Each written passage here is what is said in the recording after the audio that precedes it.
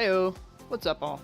You ever have a moment where you accidentally merge a line art or sketch layer with a background layer? Or another one you didn't mean to and have gone too far to undo the mistake? Well, today I'm going to show you a little trick I actually found last night. I'm pretty sure it's one that's already been found and shown, but I'm going to take the time to explain the steps I use for it. It's also incredibly handy for situations where you commission a sketch from another artist, and with permission from the artist, take the time to color it, but still want that transparent background. Let me go a little more in depth on said settings I decided on. I'll cover the tool being used, contiguity, tolerance, and one other small last step. What I'll be using for this little trick is the background eraser tool, which, as the name suggests, is found under the variations of the eraser tool in Photoshop. I'm not sure which versions of Photoshop support it, however, so in this case I'll just be demonstrating with what I have available at the moment, which is Photoshop CS6.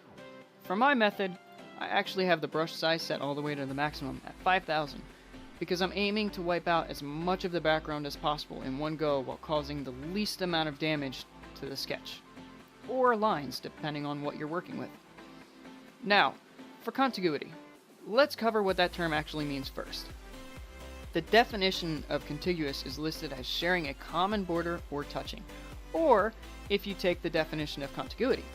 Contiguity is listed as the state of bordering or being in direct contact with something. Using the discontiguous setting does let you clear more, but it seems at the cost of causing a bit more aliasing, which is the jagged appearance of curved or diagonal lines. But most of you probably already know that definition if you've been doing this a while. Next is tolerance. The higher you have the tolerance level set, the wider the color range that the tool will choose from. In this case, being grayscale since we are working with lines. Personally, I had mine set to 70% as it seems to be a decent balance with the color range of the lines, because all those variations of gray scattered around the borders of the lines. Now, like I said, it may cause some aliasing, but I will talk about my method for dealing with that at the end. And the last setting I had toyed around with was the Protect Foreground Color. I turned that on and set my foreground color to black. Not dark gray, but hex code 000000 black. For some reason, if I had it set to dark gray, it didn't work as well.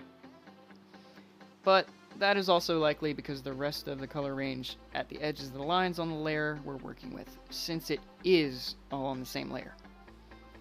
After taking the time to fine-tune all these settings, now all I have to do is click once with my mouse, and it will clear the background color. In this case, the white background of the sketch. But it also seems to work pretty well with these settings on other background colors. Here's a few examples though.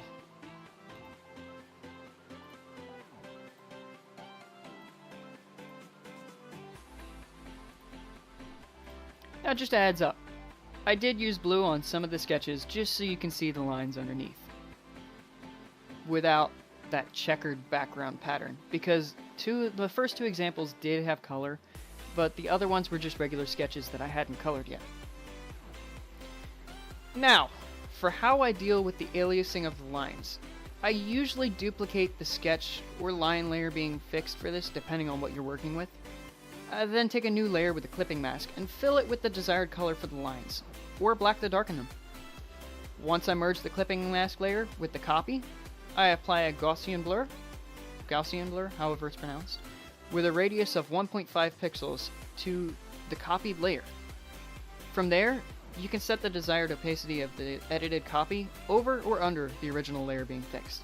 I personally usually choose over the layer being fixed, just personal preference. You can merge those two now, or you can wait until later.